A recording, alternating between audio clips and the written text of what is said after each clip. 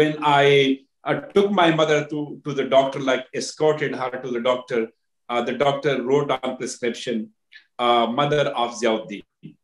If my father took her, she would become wife of Ruhul Amin, my father's name. And I believed that if I'm a father of a daughter, my daughter will be known by her own name. It was the reason that this legendary Pashtun Afghan heroine was in my mind, Malala Yousafzai. And Malala Yousafzai was a girl, 17-year-old girl. The story about her is a little bit fiction as well. But anyway, that was one of the most inspiring figure for me. In the Second Anglo-Afghan War, when they, Afghans were fleeing away and they wanted to run away. In the battlefield, this young girl, she rose to a mountain, like a small hill, and she raised her voice.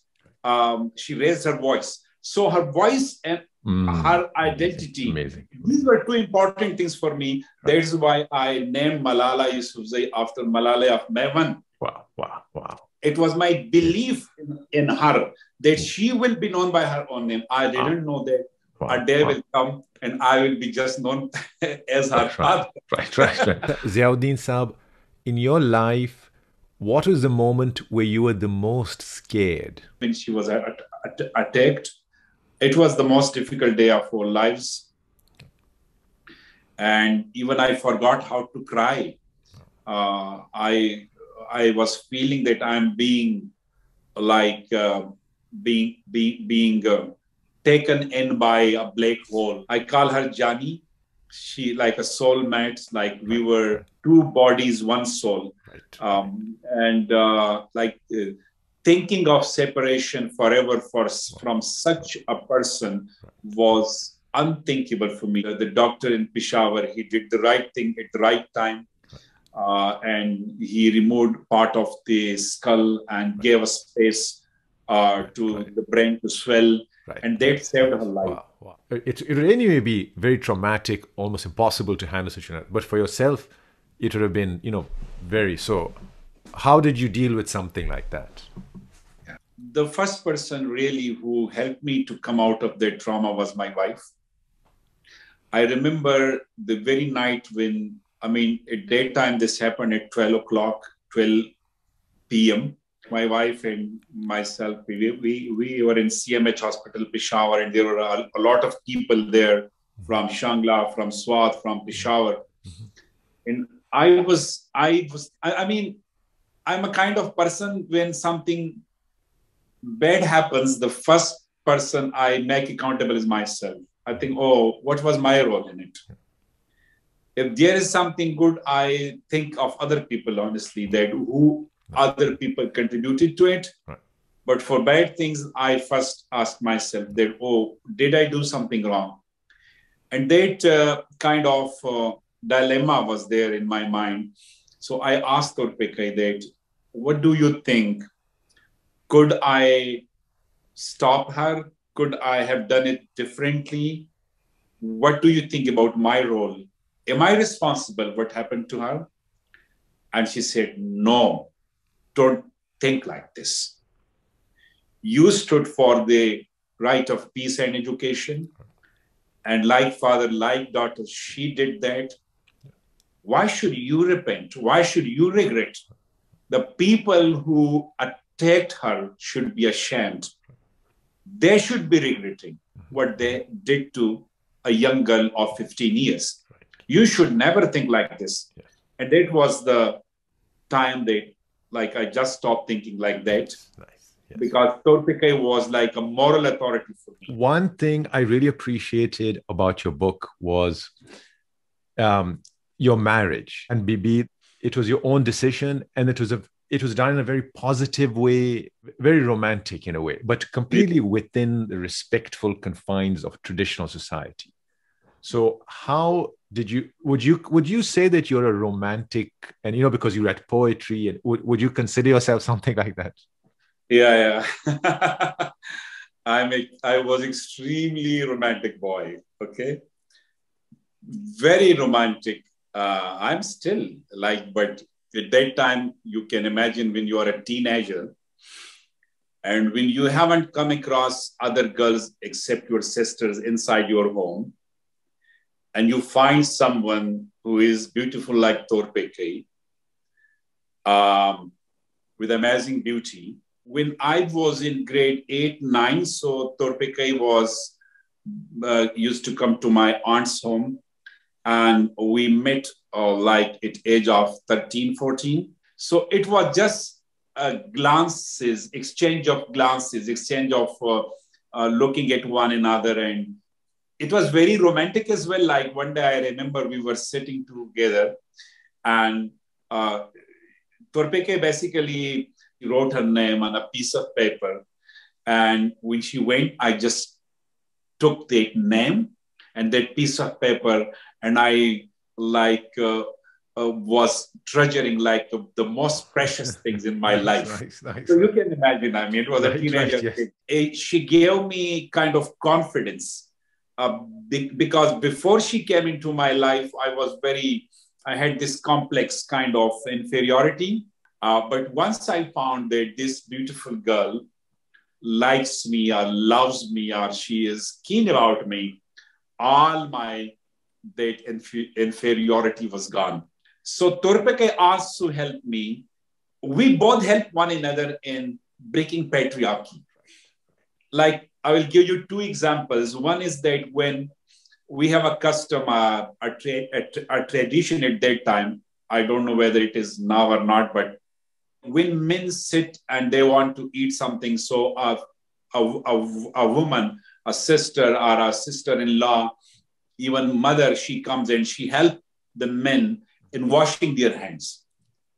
And we were sitting, Torpeke was newly married, and my father, my brother, and other family members were sitting at the dining table, and she was helping like everyone to wash their hands. And when she came to me, I stopped her. I told her, why should you help me in washing my hands? I can wash myself. Nice. And it was like a surprise for her. Okay. So she knew what kind of person I was, and it also encouraged her. So one day, that is my part of the story, but her part of the story, that when a friend was coming to, and I wished that Torpeke should meet my friend, and then she was making up herself like some mascara, etc. And I got a bit jealous that why is she doing that? And she told me, you are a strange man. You are telling your friend to come, and now you think that I should not do. This is my right. And I said, sorry, I'm wrong. You are right. So both of you are lucky that you found each other in a society, like two people, two individuals who are a perfect fit. And, with anyone else, it would have been very different for both of you, but together you both bought that respect and that bonding. Usually we think that we love our wives and we love our daughters and we love our sisters. But for me, love is respect. It is not just you kiss someone or you miss someone or you say beautiful words, oh, I missed you. Like Torpeke went to Pakistan. This time she was going for a long time, like for a month. And when we were in the airport and like we were parting, saying goodbye to one another. We were sitting on the bench and she has tears in her eyes, like she almost cried and told me that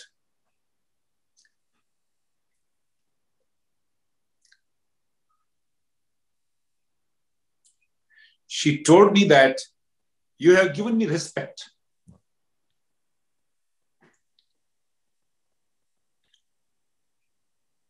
So, like she didn't tell me that you love me so much. Yeah, you always have loved me and I love you.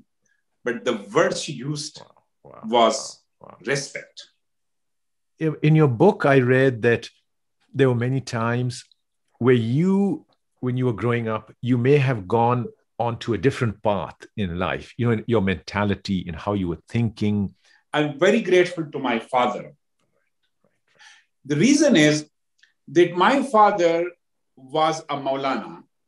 He was a theology teacher in school, a Maulana, and he was a prayer leader in the mosque.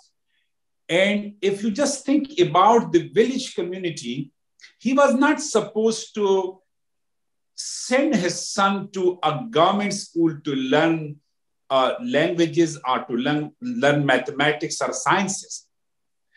Traditionally, he was supposed to send his son to a madrasa and to confine him to the Islamic education. You understand my point? But my father was very wise. He did not shackle my future with his past. He let me free. Ziauddin Sahab, have you accomplished what you sought out to do? We are working through the Malala Fund. We are working for girls' education advocacy in some 8 countries. So our fund is working in Afghanistan, India, Pakistan, Nigeria, Ethiopia, Tanzania, Bangladesh, Brazil. For Syrian refugees, we are working in Turkey and Jordan. So there are some. And this is for women education. This is for to help girls who don't have the opportunities to get women education, and especially women's secondary education, because there is a huge dropout after primary education. So our mandate and our goal is to see every girl in school, in high school, to complete her 12 years education, free, safe, and quality education. Amazing. And we are working with local education activists, education advocates. So we are supporting organization. Amazing. And we call them Malala Fund Education Champions. Amazing. So we have from 62 to 65 champions in these countries. Wow. And there is a network of them as well within countries. And then there's a global network as well. Wow. So in the coming years, I hope that this will change into a movement for girls' education. Previously, before Malala's activism and our fund activism, girls' education was not on the UN SDGs agenda in a way that now it is. While they were deciding SDGs in 2015, the aim was only to talk about primary education. It was our fund and Malala's advocacy that they changed the language that every girl and boy should have 12 years of education. Wow. The other side of the story is that I feel so frustrated. I feel so stressed when I see situation in Afghanistan. We had some 8 champions in Afghanistan, and they were doing amazing work in Afghanistan. They were working with the education ministry.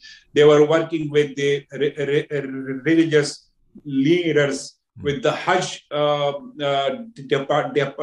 department. They were working on IT, on online education, on female teachers training, and all those projects are stopped. But we will not lose our hope. We are advocates of girls' rights.